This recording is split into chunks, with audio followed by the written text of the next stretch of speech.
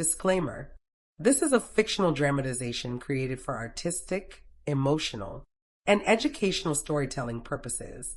All characters and events are entirely fictional and created using AI tools. No impersonation, misrepresentation, or harm is intended. The content contains scenes of danger involving child characters. However, no real persons or minors were involved in its production. Grace's Love Stories produces scripted, AI-generated stories that promote, entertain, inspire kindness, and emotional connection. We respect our viewers and strictly adhere to YouTube's policies. The hall smelled of cedar and smoke, mingled with something sharper. Fear, maybe. Or the kind of tension that settles into wood and stone when too many dominant personalities occupy the same space. I pressed myself against the far wall, trying to make my body smaller, less noticeable, as the other Omegas clustered near the fire. Their laughter rang hollow, performative, each of them angling for position even now, even after everything. I didn't belong here. I'd never belonged anywhere, really.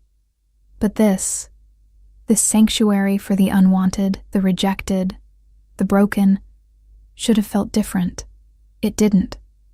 My fingers worried at the frayed edge of my sleeve, a nervous habit I'd never managed to break.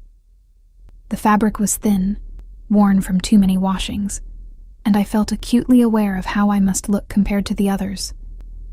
They wore their rejection like armor, transforming pain into sharp edges and sharper tongues. I just wore mine like a shroud. "Did you hear?" Cassidy's voice cut through the murmur of conversation, and despite myself, I looked up. She stood at the center of the group, red hair cascading over her shoulders like a declaration of war. "The Alpha King is coming here, tomorrow." The reaction was immediate: gasps, excited whispers, a few nervous laughs. I felt my stomach drop. "Why would he come here?" someone asked. "This is a sanctuary for rejected." "Exactly." Cassidy's smile was sharp. "His son, the pup. Apparently, he's been through 17 caregivers in 6 months. Nannies, tutors, even trained specialists from the capital. No one can handle him." She paused for effect, her eyes glittering. "They're getting desperate." My heart hammered against my ribs. The Alpha King. I'd heard stories, of course. Everyone had. Ruthless, powerful. A widower who'd lost his mate 3 years ago and hadn't been the same since. His son, born just months before her death, was said to be difficult. Dangerous, even, for one so young. "They're looking for someone here?" The question came from Mira, a slight Omega with dark circles under her eyes. "One of us?" Where else would they look? Cassidy's laugh was bitter. "We're expendable. If the pup hurts one of us, if things go wrong, well, who's going to complain about a rejected Omega?" The words landed like stones in still water, ripples of uncomfortable truth spreading through the room. No one argued. No one could. I turned away, moving toward the window where condensation had gathered on the glass. Outside, snow fell in lazy spirals, blanketing the grounds in white. This place, the sanctuary of second chances, they called it, though no one actually believed in second chances, sat at the edge of the kingdom, far enough from the capital that we could be forgotten. Most of us preferred it that way. My reflection stared back at me from the window, pale and insubstantial. Light hair fell around a face that had been called pretty once, before my pack alpha had rejected me for being too weak, too soft, too useless to carry on the bloodline. The memory still stung, even 2 years later. I'd been 19 when he'd cast me out, and I'd arrived here hollow, barely speaking for months. I'd learned to be invisible. It was safer that way. "They'll probably pick Cassidy," someone was saying. "She's the strongest here, or Veronica. She used to work with pups before." I let their speculation fade into background noise, pressing my forehead against the cold glass. Tomorrow, the Alpha King would arrive, and he would choose someone to care for his damaged son. It wouldn't be me. It was never me. And that was fine. I didn't want to be chosen, didn't want those cold, assessing eyes landing on me, seeing right through to all the broken parts I'd tried so hard to hide. The evening wore on. I helped prepare dinner in the kitchen, grateful for the excuse to avoid the increasingly frenzied conversation in the main hall. Speculation had turned to competition, and I wanted no part of it.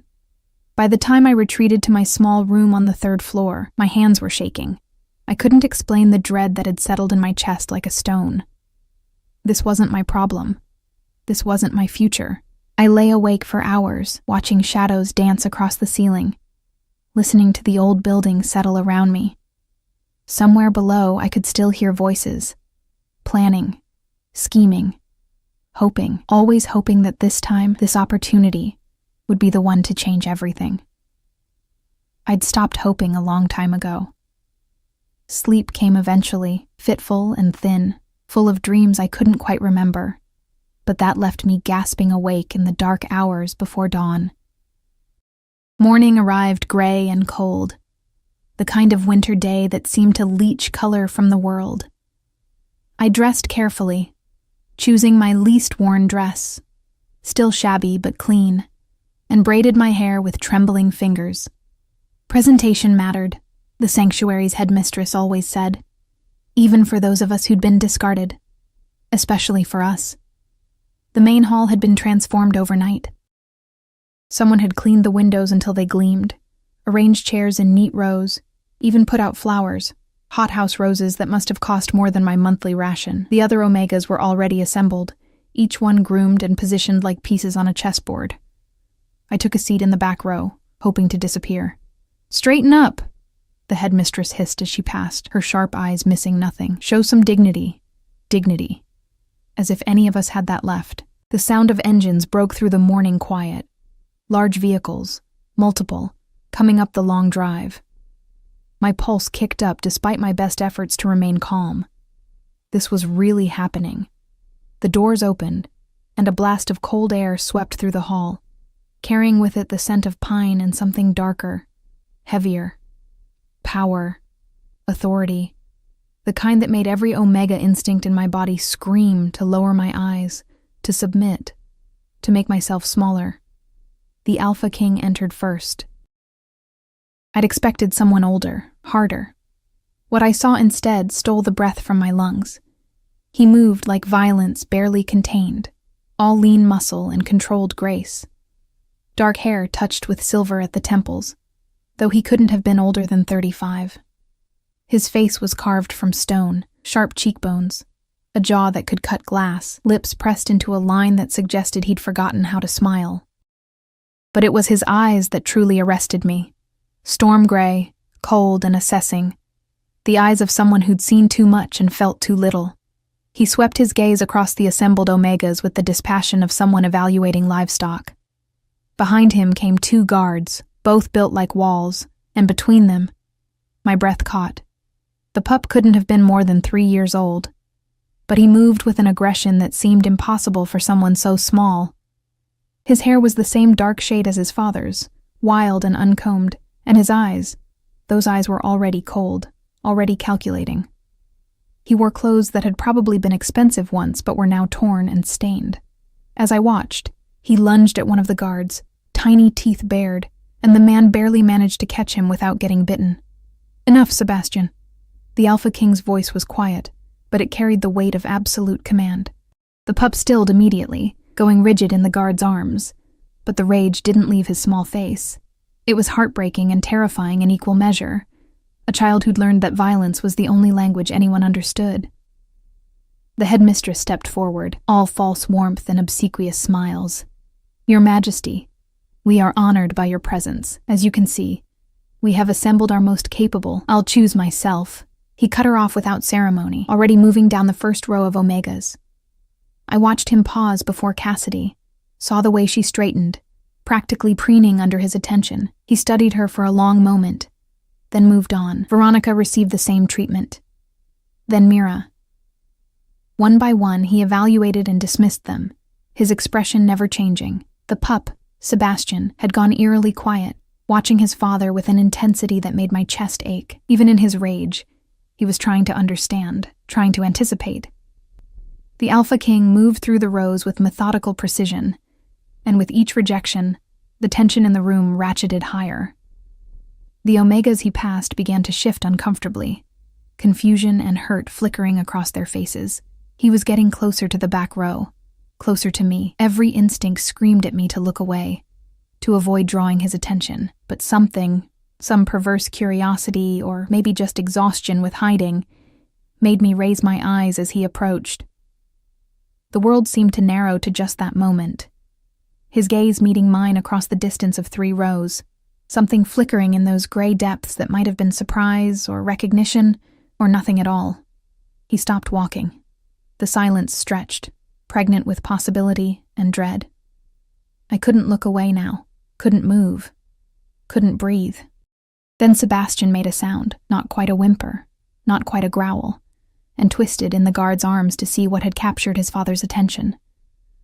His eyes, so cold and hostile just moments before, locked onto mine, and something impossible happened. The pup went completely still, his small body relaxing for the first time since he'd entered the hall. His expression shifted, softened, became something achingly vulnerable.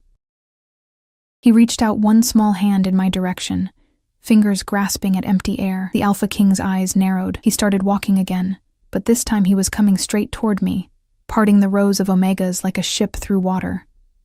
My heart hammered so hard I thought it might crack my ribs. He stopped directly in front of me, so close I could see the faint scar along his jaw, smell the winter and pine that clung to his clothes. Up close, he was even more overwhelming. Not just physically, though he towered over me, but in the sheer force of presence that seemed to radiate from him. "Stand," he said. My legs obeyed before my mind could catch up, and suddenly I was face to face with him, or would have been if I'd been brave enough to keep my eyes raised. Instead, I focused on the 3rd button of his coat, noting absently that it was silver, that his coat was military cut, that I was definitely about to pass out. "Look at me." The command in his voice was undeniable. I raised my eyes slowly, fighting every omega instinct that screamed this was wrong, this was dangerous, this was... His expression hadn't changed, but something in his eyes had. Some flicker of... what? Interest? Assessment? What's your name? His voice was softer now, though no less commanding. "Emma." My voice came out barely above a whisper. "Emma Winters, Your Majesty." He studied me for another long moment, and I felt stripped bare under that gaze, as if he could see every weakness, every fear, every secret I'd tried to bury. Then he turned to the guard holding his son. "Bring him here." The guard approached cautiously, and I finally got a clear look at Sebastian up close. He was small for his age, I thought, and painfully thin. His clothes hung on a frame that should have been soft with baby fat, but was instead all sharp angles. But it was his eyes that truly broke my heart. Ancient eyes in a child's face. Eyes that had seen pain and loss and hadn't yet learned that the world could be anything else. He was still reaching toward me, that same desperate gesture, as if I were water and he were dying of thirst. "May I?" I asked softly, not sure if I was addressing the Alpha King or his son or both. The king nodded once, sharp and economical. I extended my hand slowly, carefully, the way you might approach a wounded animal. Sebastian practically launched himself from the guard's arms into mine, small hands fisting in my dress, face pressing against my shoulder with a force that spoke of desperation. He didn't bite, didn't growl, didn't fight. He just held on like I was the only solid thing in a world that had never stopped spinning. I felt tears prick at my eyes as I carefully wrapped my arms around him, supporting his slight weight. He was shaking. Or maybe I was. It was hard to tell where I ended, and he began in that moment. "How?"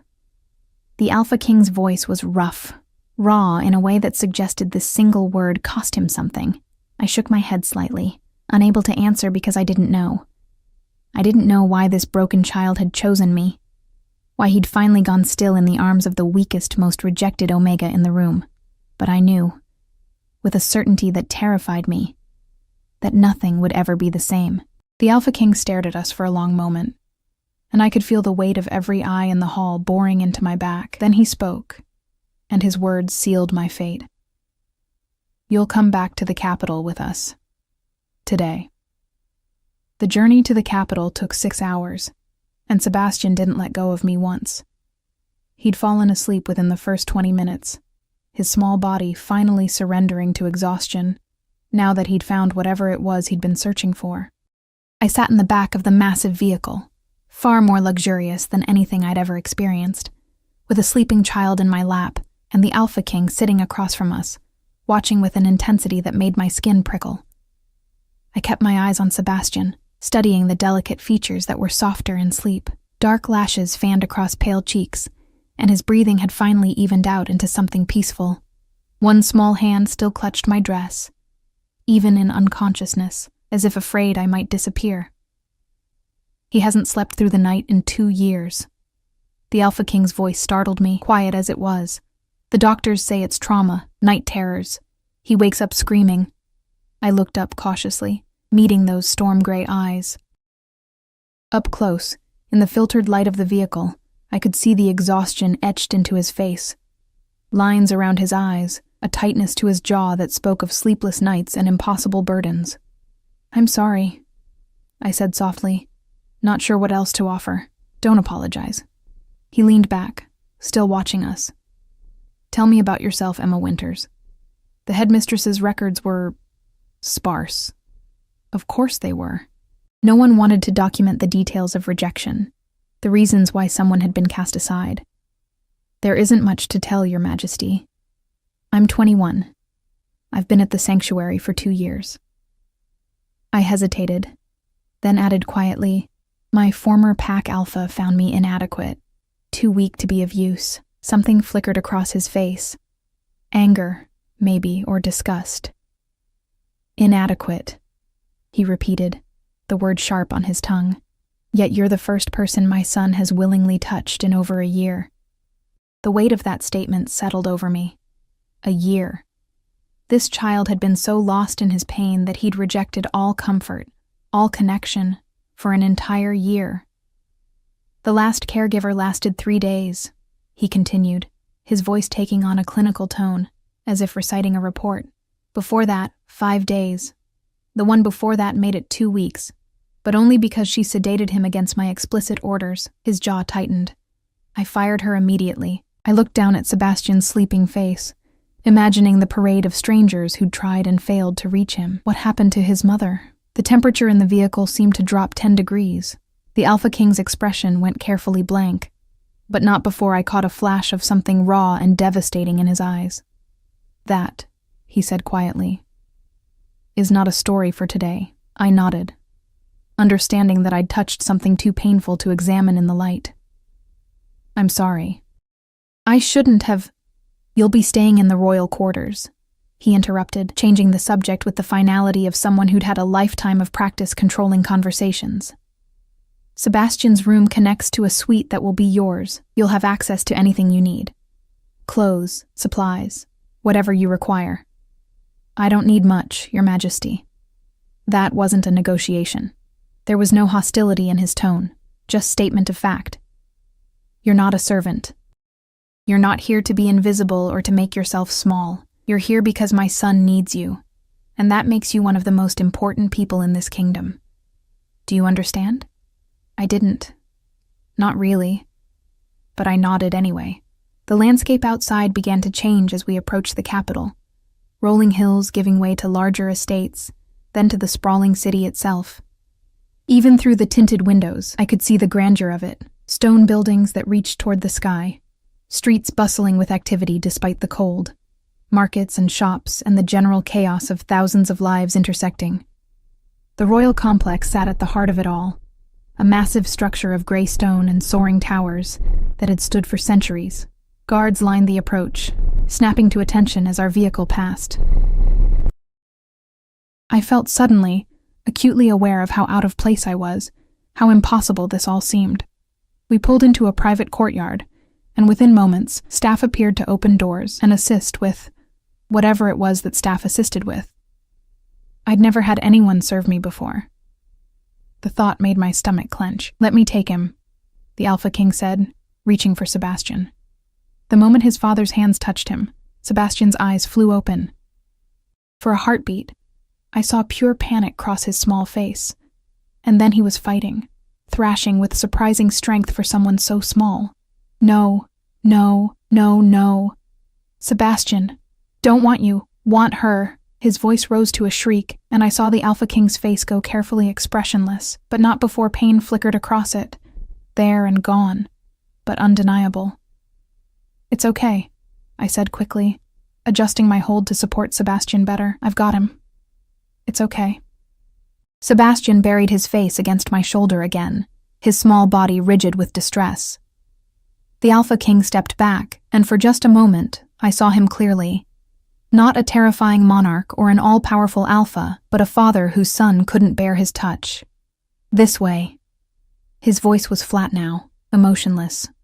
I followed him through corridors that seemed to stretch endlessly, each more opulent than the last. Paintings lined the walls, portraits of past rulers, I assumed, all of them staring down with the same cool authority. Staff members we passed pressed themselves against the walls, eyes downcast, and I realized they were all Omegas. Every single one.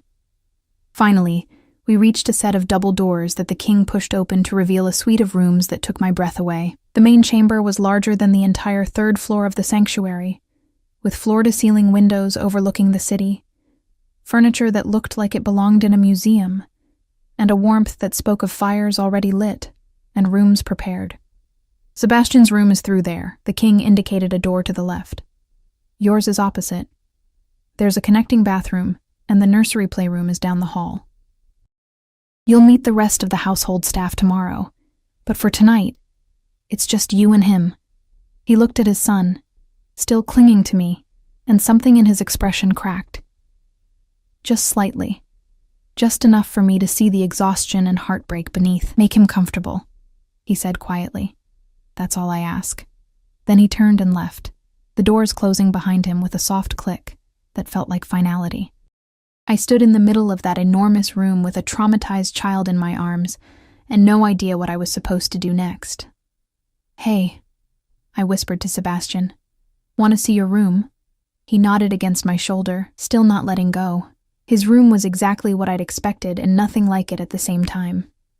Yes, there were toys, hundreds of them probably, and a bed that looked like something from a fairy tale, and walls painted with murals of forests and stars. But there was also a darkness to it, a sense of disuse. The toys were pristine, untouched. The bed looked like it had never been slept in.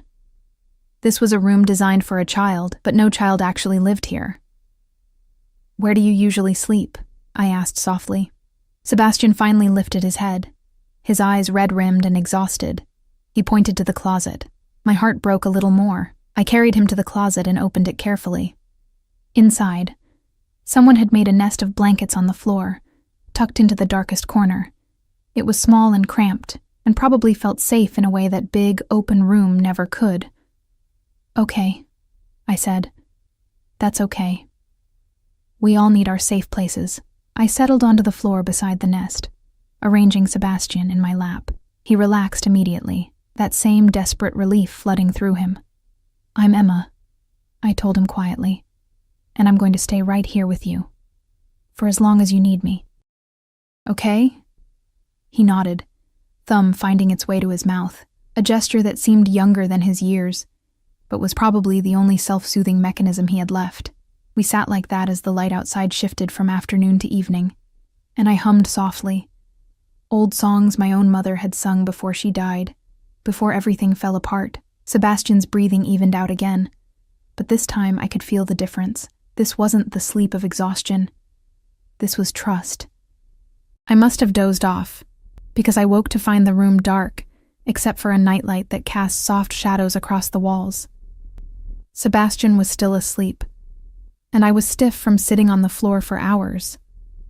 Carefully, so carefully, I tried to shift him onto the blankets of his nest. His eyes opened immediately, panic flooding his small face. I'm here, I said quickly. I'm right here. I'm not leaving. Promise. His voice was small, broken, the voice of a child who'd been promised things before and seen those promises shatter. I promise. And I meant it, even though I had no idea what I was promising or how I'd keep it. He studied my face in the dim light, searching for something.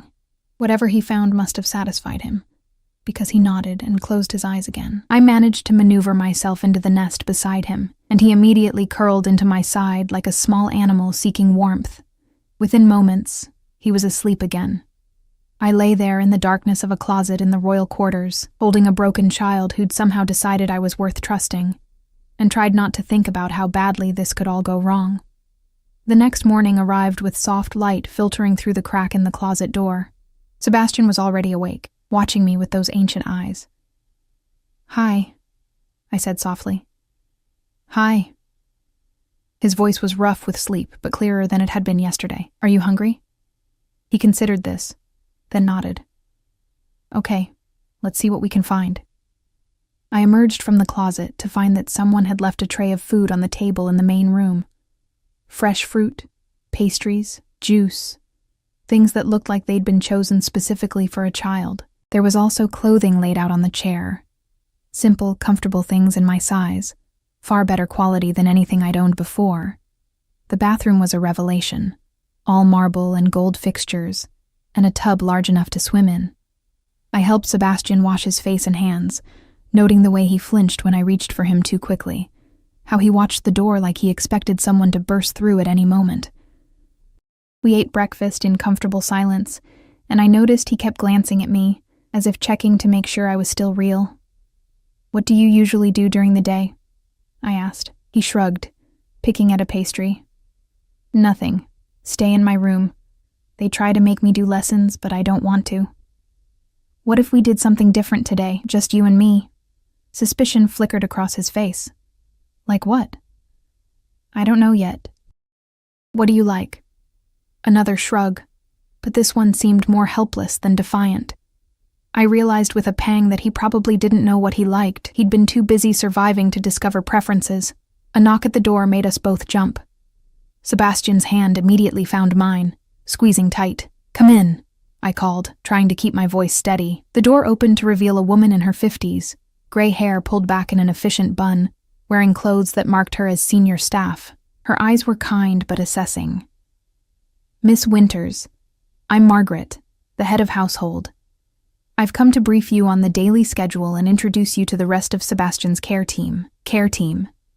I looked down at Sebastian, who'd pressed himself against my side. "I thought it was just me." "Well, yes.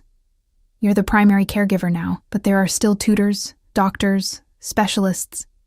"No," Sebastian's voice was firm, final. "Just Emma. No one else." Margaret's lips pressed into a thin line.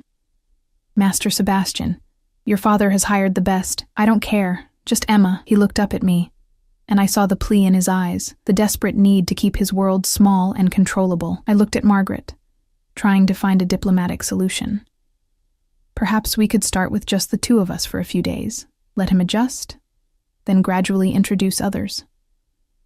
Margaret looked doubtful, but she nodded. "I'll inform His Majesty of the arrangement.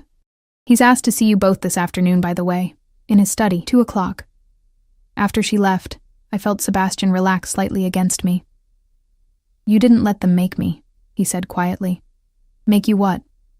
"Do things I don't want. Everyone always makes me." I knelt down so we were at eye level. "Sebastian, I'm not here to make you do anything. I'm here to help you feel safe.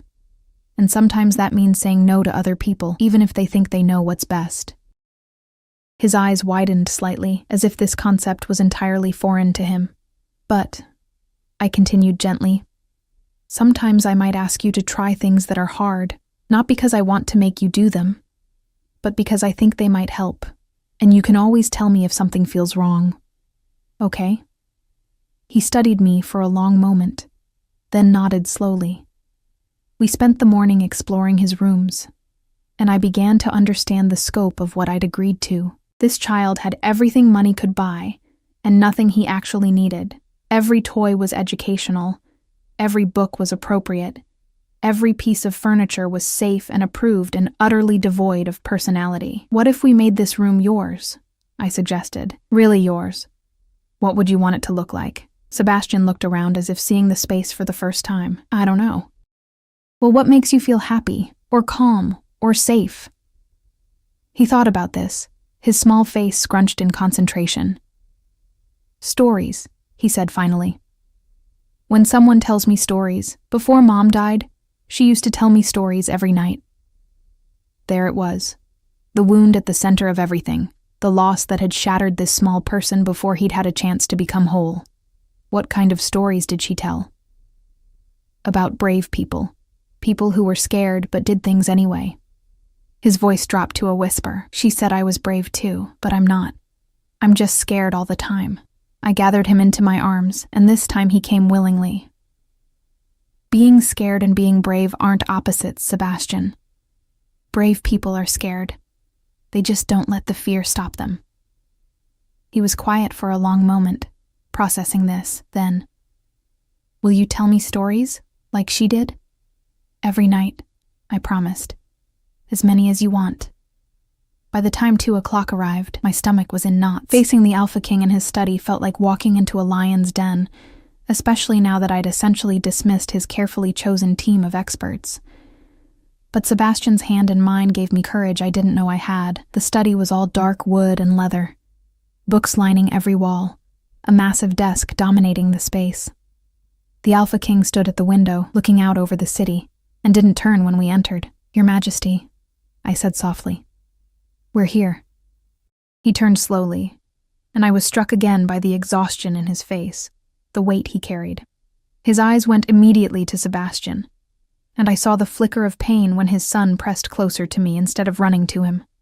Margaret tells me you've dismissed the care team. His voice was neutral, but I heard the question underneath. Not dismissed. Delayed. Sebastian needs time to adjust before... What Sebastian needs, he interrupted, is structure, routine, professional care from people who know what they're doing. Something in me sparked at that, a flare of protective anger I hadn't felt in years. With respect, Your Majesty, what Sebastian needs is to feel safe. And right now, a parade of strangers trying to fix him makes him feel the opposite of safe. The Alpha King's eyes narrowed dangerously, and I realized I just contradicted the most powerful man in the kingdom. Every instinct screamed at me to back down, to submit, to apologize. But Sebastian's hand tightened in mine, and I held my ground. For a long moment, the king just stared at me, and I could feel the weight of his dominance pressing down like a physical force. Then, unexpectedly, his expression shifted. Not quite a smile, but something that might have been respect. You have 3 weeks, he said finally. Show me that your approach works. If I don't see improvement, we do things my way. That's fair. Is it? A hint of dark humor touched his voice. I don't recall asking your opinion. Heat flooded my cheeks, but before I could apologize, Sebastian spoke up. Emma's right. His small voice was defiant. I don't want the other people. They're mean. The Alpha King's attention snapped to his son, surprise flickering across his face. Mean? Sebastian, no one has been mean to you. They're mean inside, Sebastian insisted. They smile, but they don't mean it. They just want me to be quiet and go away. The silence that followed was heavy with implication. The king looked at me, and I saw the question in his eyes. Children can sense insincerity, I said quietly. Sometimes better than adults. He nodded slowly, something shifting in his expression. 3 weeks, Miss Winters. Make them count. As we left the study, I felt the magnitude of what I'd taken on settle over me like a cloak. 3 weeks to heal a broken child. 3 weeks to prove that softness wasn't weakness, that being rejected didn't make me inadequate. 3 weeks to do the impossible. Sebastian looked up at me as we walked back to our rooms. You weren't scared of him. I was terrified, but you didn't show it. He squeezed my hand. That's brave, right? I squeezed back. Yeah, that's brave. The first week passed in a blur of small victories and setbacks that left me exhausted in ways I'd never experienced. Sebastian's trauma ran deeper than I'd imagined. He woke screaming most nights, refused to eat unless I ate first, and had panic attacks whenever anyone knocked on our door. But there were moments of light too. The first time he laughed at a story I told, the morning he chose to sleep in his bed instead of the closet, The afternoon he asked if we could go outside. That last request terrified me. Outside? I repeated, trying to keep my voice neutral.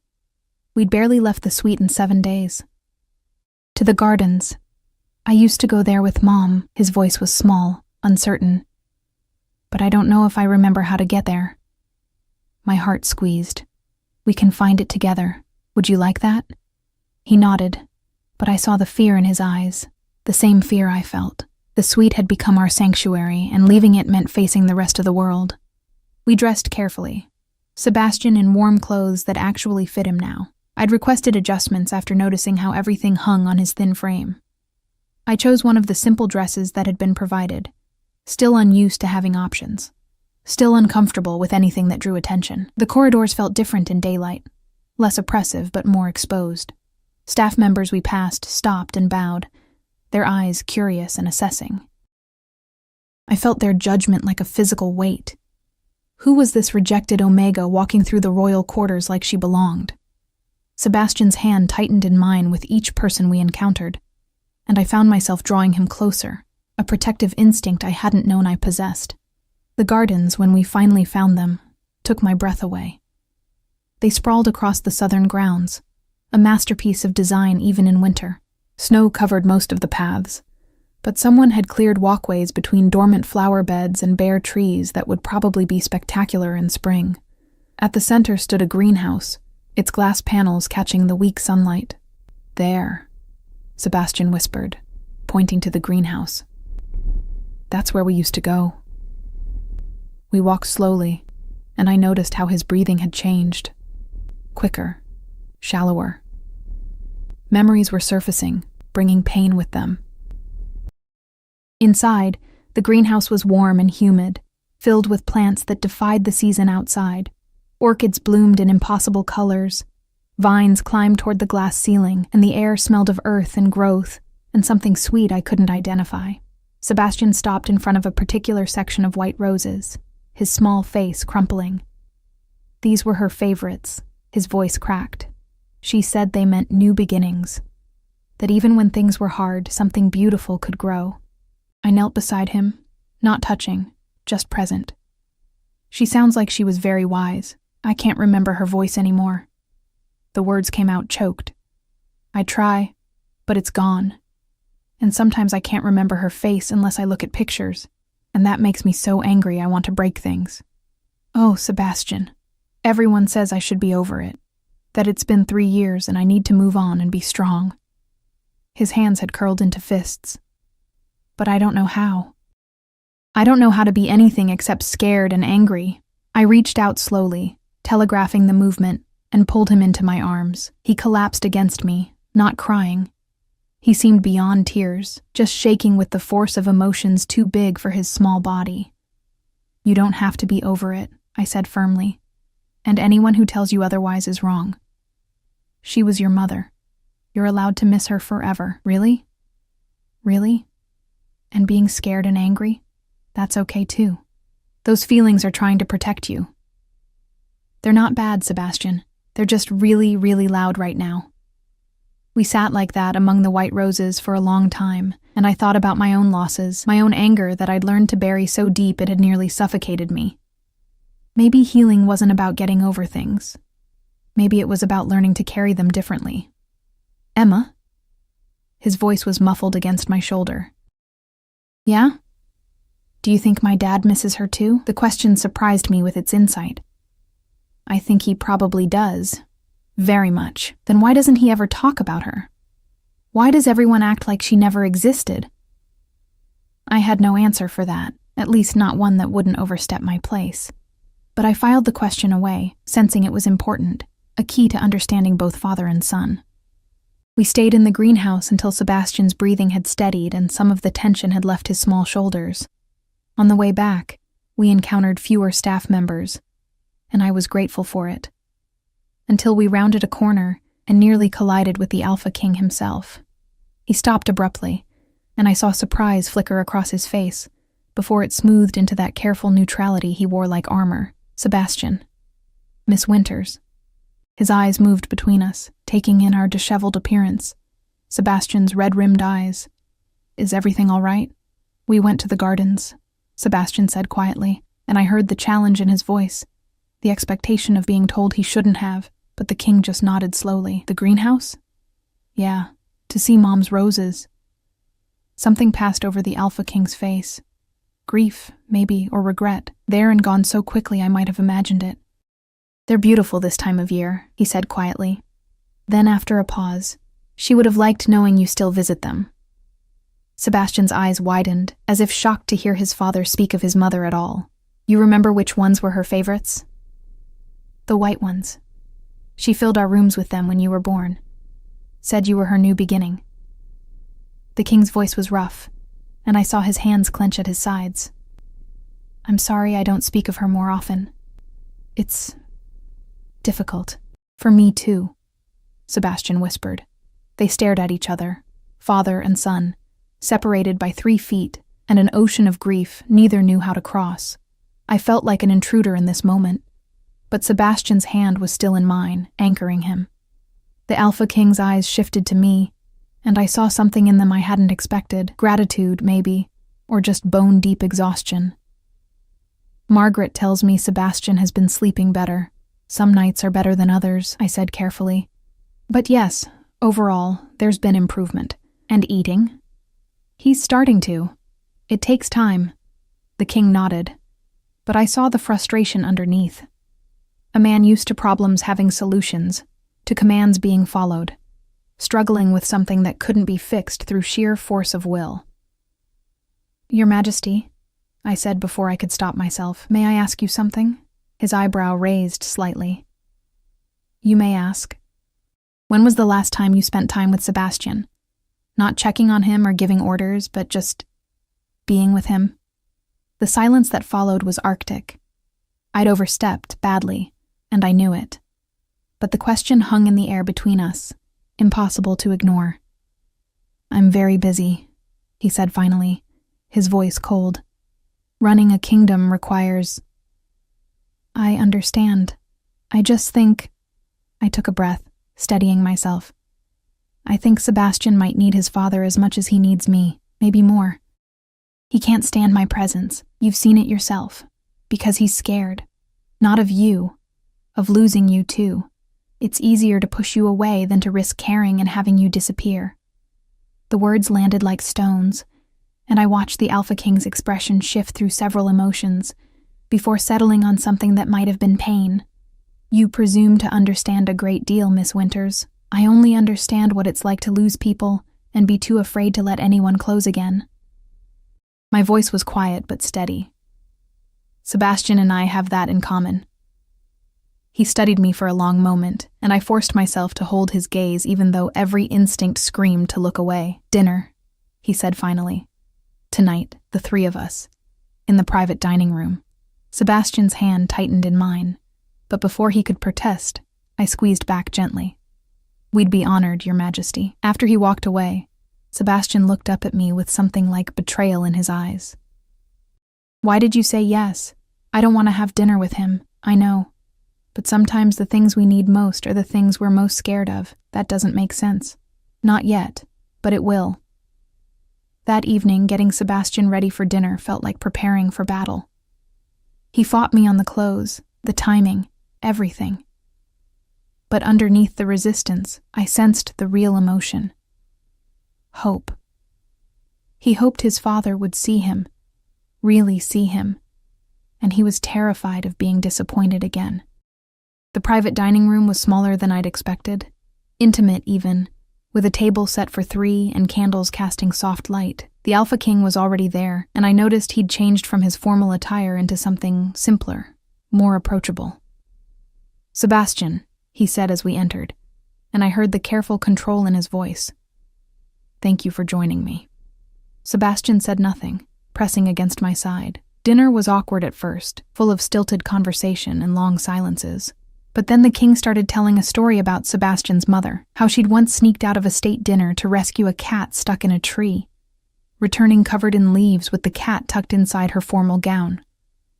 Sebastian's eyes went wide. Really? Really? She was furious with me for laughing, but she couldn't stop smiling. The king's expression softened. That was the night I knew I loved her, not because she was graceful or proper, but because she was fearlessly, stubbornly kind. I don't remember that story. There are hundreds of stories. Maybe I could tell you more of them, if you'd like. Sebastian looked at his father like he was seeing him for the first time. Not as a distant figure of authority, but as someone who'd loved and lost just like he had. Yeah, he said quietly. I'd like that. Something in the room shifted, subtle, but unmistakable.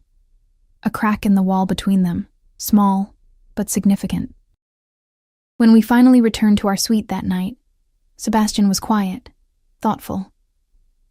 As I tucked him into his bed, the actual bed, not the closet, he looked up at me. Emma, do you think things can get better, really better? I thought about that broken child I'd met a week ago, and the boy in front of me now who'd laughed at dinner, who'd listened to stories about his mother without breaking, who'd fallen asleep without nightmares the night before. Yeah, I said softly. I really do. 2 weeks into our arrangement, everything changed. It started with a simple request from Sebastian. He wanted to meet the other children in the palace. Staff children. He'd heard them playing in the courtyards, and for the first time since I'd arrived, he was curious about the world beyond our careful bubble. I should have been more cautious, should have consulted the Alpha King first, gotten permission, prepared better, but Sebastian's eyes had been so hopeful, and I'd been so proud of his progress, that I simply said yes. The courtyard was bustling with activity when we arrived, children of various ages playing in the snow, their laughter echoing off stone walls. Sebastian's hand tightened in mine, but he didn't pull back. You can just watch if you want, I told him. No pressure. We stood at the edge for several minutes, and I noticed how the other children had started to take notice of us. Whispers spread, fingers pointed. The Alpha King's son. The strange Omega nobody. A boy about Sebastian's age approached, bold in the way only children can be. Want to play? Sebastian looked up at me, uncertainty written across his small face. Do you want to? I asked softly. He nodded, barely perceptible. Then go ahead. I'll be right here. I watched him take those first tentative steps toward the other children, saw the way he hesitated before accepting the toy soldier the boy offered. Within minutes, he was kneeling in the snow with 3 other children, building something that might have been a fort. Pride swelled in my chest. This was what healing looked like. Small moments of bravery, choosing connection over safety. I was so focused on Sebastian that I didn't notice the woman approaching until she spoke. You must be the miracle worker everyone's talking about. I turned to find a woman in her 30s, elegantly dressed. Dark hair swept up in an intricate style. Her smile was pleasant, but her eyes were calculating. I'm just helping where I can, I said carefully. Modest, too. How refreshing. She extended a hand. I'm Vivian. My husband serves on the King's Council. That's my son Thomas playing with Sebastian. I shook her hand, noting the strength in her grip. Emma. Oh, I know who you are. Everyone does. The rejected Omega, who somehow tamed the untamable child. Her tone was light, conversational, but I heard the edge underneath. Tell me, how does it feel to go from nothing to living in the royal quarters? Heat crept up my neck. I'm just here for Sebastian. Of course you are. Her smile never wavered, though I imagine it must be quite the change from that sanctuary. I hear those places are rather grim. Before I could respond, raised voices cut through the courtyard's pleasant atmosphere. I turned to see Sebastian backing away from a larger boy, his small face white with fear. Freak, the boy was saying, loud enough for everyone to hear. My dad says your mom died because she was ashamed of you. Says you're cursed. Everything seemed to happen in slow motion. Sebastian's eyes went wide, then dark with rage. His small body tensed, and I recognized the signs. He was about to explode, about to hurt someone or himself or both. I was moving before conscious thought, crossing the courtyard in seconds. But Vivian was faster. She grabbed the larger boy, her son, I realized, by the arm. Thomas, apologize immediately. But the damage was done. Sebastian was shaking, fists clenched, tears streaming down his face. The other children had backed away, frightened by the intensity of his reaction. Sebastian, I said softly, kneeling in front of him. Look at me. Just me. His eyes found mine, wild and hurt. Breathe with me. In, I demonstrated. And after a moment, he mimicked me. And out. That's it. You're okay. Safe. He said Mom was ashamed of me. His voice cracked. He said I'm cursed. He's wrong. He's completely wrong. And he's going to apologize. I don't want his apology. I want... His face crumpled. I want my mom. I pulled him into my arms, holding him while he sobbed, aware of every eye on us. Vivienne was reprimanding her son, but the words felt hollow. The other children were being ushered away by their caregivers, and I felt the weight of failure pressing down on me. I'd pushed too hard, too fast. In my eagerness to help Sebastian grow, I'd exposed him to cruelty he wasn't ready to face. Come on, I whispered. Let's go home. He clung to me as I carried him back through the palace corridors, oblivious to the stares and whispers that followed us. By the time we reached our suite, he was exhausted, his tears spent. I settled him on the couch, wrapped in a blanket, and made him tea with honey, something my own mother used to do when the world felt too heavy. I'm sorry, he said quietly. I ruined everything. You didn't ruin anything. That boy was cruel, and you reacted like anyone would. But I was supposed to be better, to be normal. He looked at me with those ancient eyes. That's what this is all about, right? Making me normal so Dad doesn't have to be ashamed of me too? The words hit like a physical blow. Sebastian, no. Your father isn't ashamed of you. Then why doesn't he want to be around me? Why does he need you to fix me before he can love me? I had no answer. No way to explain the complexity of grief and fear and protective distance that the Alpha King had built around himself. Sebastian was right in the way children often are. Cutting straight to the painful truth adults tried to avoid, a knock at the door made us both tense. Before I could respond, it opened to reveal the king himself, his expression thunderous. I heard what happened. His voice was controlled, but I heard the fury underneath. Why was my son in the public courtyard without security, without prior approval? I stood, positioning myself slightly in front of Sebastian. He wanted to play with other children. I thought, you thought wrong. He moved into the room, and I felt the full weight of his dominance pressing down. You're here to care for him, not make decisions about his security and exposure. With respect, Your Majesty, he can't heal if he's locked away from everything. He can't heal if he's traumatized by cruel children either. His eyes were hard. This is exactly what I was afraid of. You're too soft, too inexperienced. You don't understand the dangers. Something in me snapped. No. What I don't understand is how you think protecting him from everything will help him learn to face anything. Yes, today was hard. Yes, he got hurt. But he also played with other children for the first time in years. He laughed. He tried. And now he's crying on the couch because someone told him his mother was ashamed of him. The king's control was slipping, his voice rising. How is that progress? Because he's feeling it instead of burying it. Because he's learning that pain doesn't have to destroy him. I stepped forward, matching his intensity even though I was shaking. You want to keep him safe by keeping him isolated, but all you're doing is teaching him that the world is too dangerous to face, that he's too broken to be part of it. You know nothing about keeping someone safe. And you know nothing about healing. The words were out before I could stop them.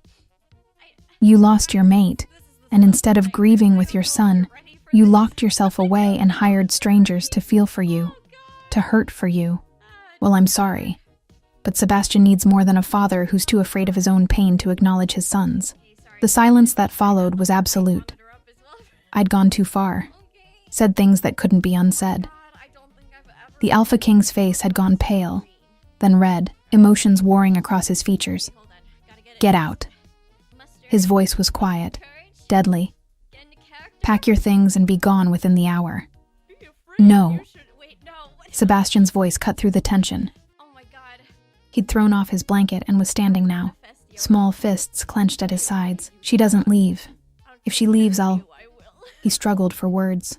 I'll be worse than before. I'll break everything. I'll never talk to you again. The king looked at his son, and I saw the devastation on his face. The recognition that even threats of self-destruction weren't enough to bridge the gap between them. Sebastian, I'm trying to protect you. I don't need protection. I need someone who understands. Sebastian's voice broke. Emma understands. She knows what it's like to be broken and scared. You just want me to be fixed so you don't have to look at me and remember Mom. The truth hung in the air between them, ugly and undeniable. The Alpha King's eyes found mine, and for just a moment, I saw past the armor to the man underneath. Lost, grieving, terrified of failing the one person who mattered most. 2 weeks, he said finally, his voice rough. You have 2 more weeks, but no more unsupervised outings. No more decisions without consulting me first. Understood, Your Majesty. He turned to leave, paused at the door. And Miss Winters? Don't presume to know what I feel or don't feel. You may understand my son's pain, but you know nothing of mine. After he left, Sebastian collapsed back onto the couch, emotionally spent. I sat beside him, and he immediately curled into my side. Did I make it worse? He asked quietly. No, sweetheart. You told the truth. Sometimes that makes things worse before they get better. Will Emma have to leave? Not yet. We still have time. But what if time isn't enough? I held him close, breathing in the scent of his hair, feeling the weight of all my failures and all my hopes pressing down. Then we'll figure something else out, together. The final week arrived with the weight of inevitability. Sebastian had retreated into himself after the courtyard incident, and despite my best efforts, I could feel him slipping away. The Alpha King had become a ghost, present in the palace but absent from our lives, his silence more damning than any words. I was failing. We both knew it. On the 5th day, Margaret knocked with a message.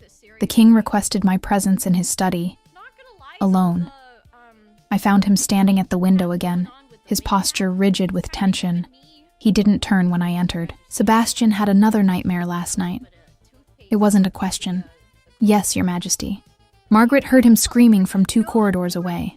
He finally turned, and I saw the exhaustion etched deep into his face. 3 weeks, Miss Winters. That was our agreement. Tomorrow marks 3 weeks, and my son is no better than when you arrived.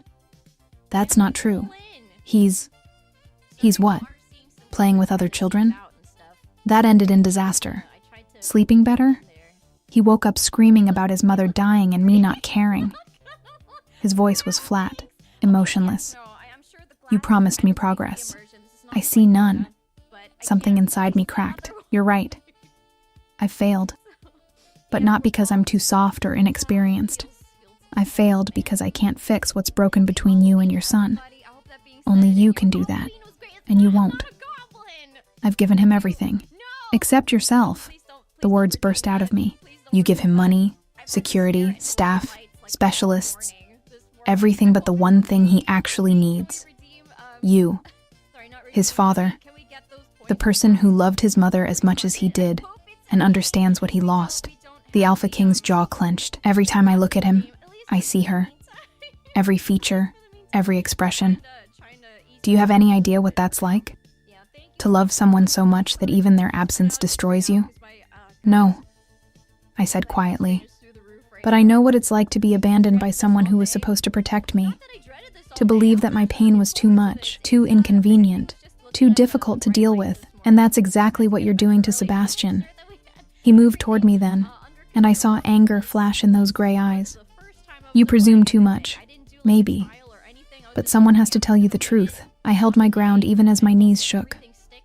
Your son thinks you don't love him. He thinks his mother's death was his fault, and that you can't stand to be near him because he reminds you of what you lost. And every day you avoid him, every moment you choose distance over discomfort. You prove him right.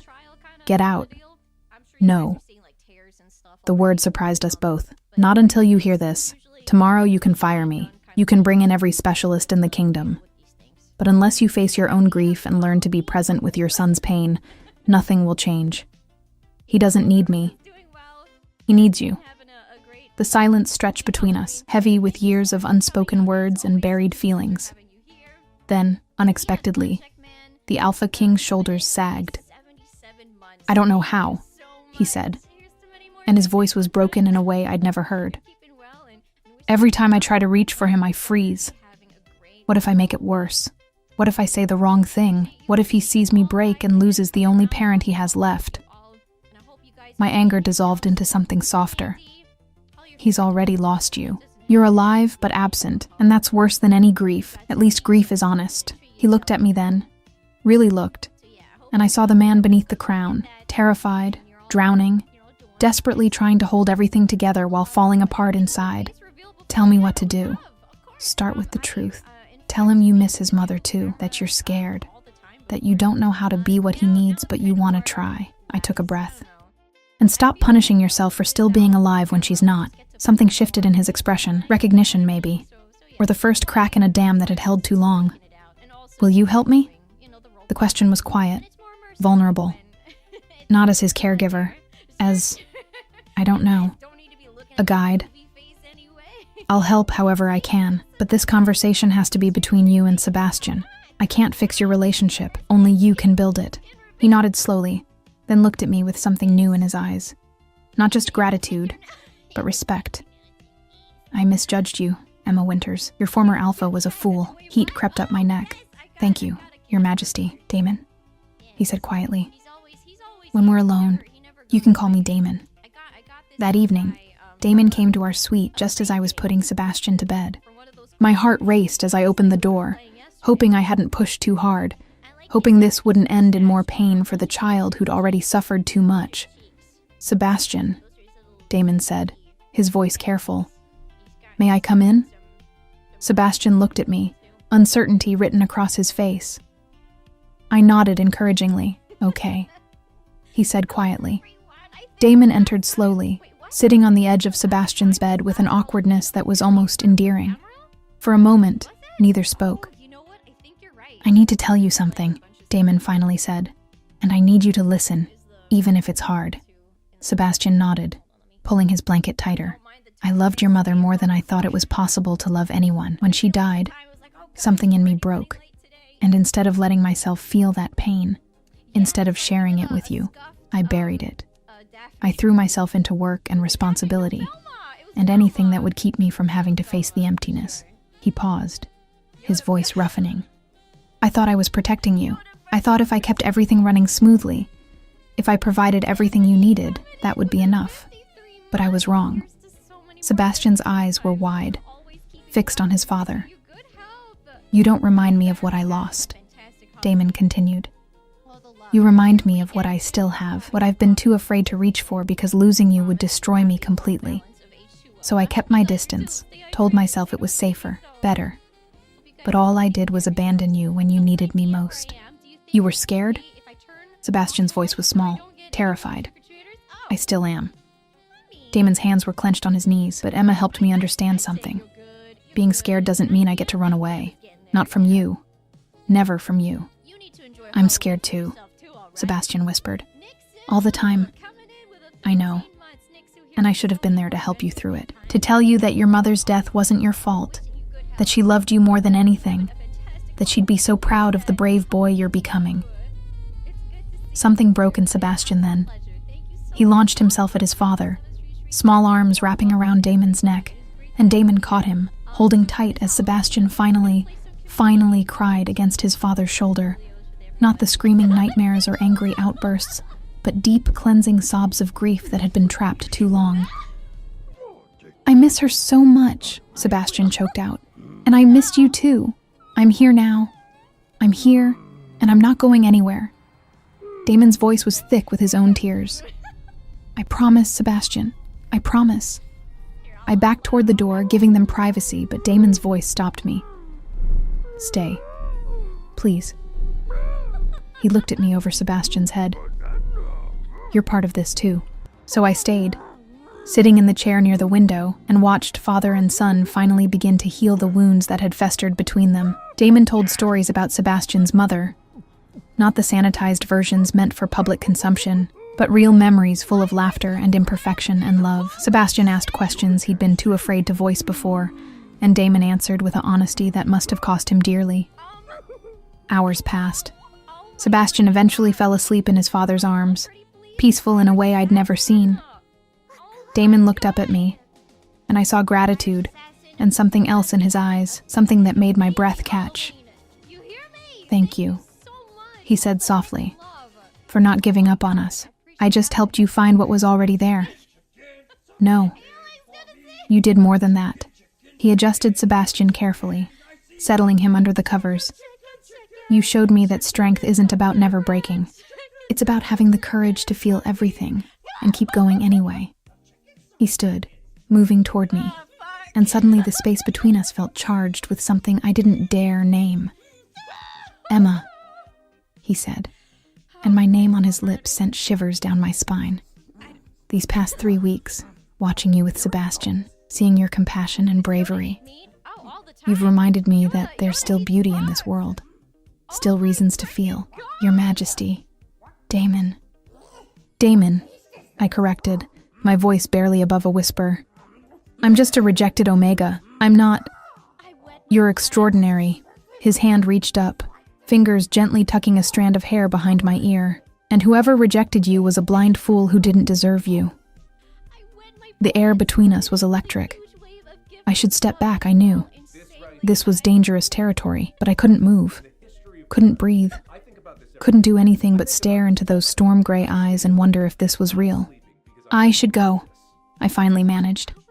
"Yes," he agreed, but neither of us moved. Then, slowly, carefully, giving me every opportunity to pull away, he leaned down and pressed his lips to my forehead. Gentle, chaste, but full of promise. "Sleep well, Emma Winters." The next morning, everything felt different. Sebastian woke without nightmares and actually wanted to have breakfast with his father. Damon arranged his schedule to spend the morning with us, and I watched in wonder as they built towers with blocks and read stories and simply existed together without the weight of grief crushing them. By afternoon, Damon had to attend to kingdom business, but he promised to return for dinner. Sebastian barely protested, a miracle in itself. "Emma?" Sebastian said as we settled into the playroom. "Are you going to stay now, since Dad isn't going to send you away?" I smiled, pulling him close. "If you want me to. Forever? Forever." The word echoed through me, full of possibility and hope and the terrifying prospect of belonging somewhere again. "Let's start with today," I said gently, "and see where it leads." But that night, as we all sat together at dinner, Sebastian chattering happily, Damon's eyes finding mine across the table with warmth that made my heart race, I understood something profound. I'd come here broken and rejected, convinced my weakness made me worthless. Instead, I discovered that my softness was strength, my empathy was power, my capacity to feel deeply and love fiercely wasn't a flaw. It was exactly what this family needed. And maybe, just maybe, I'd found the place where I finally belonged.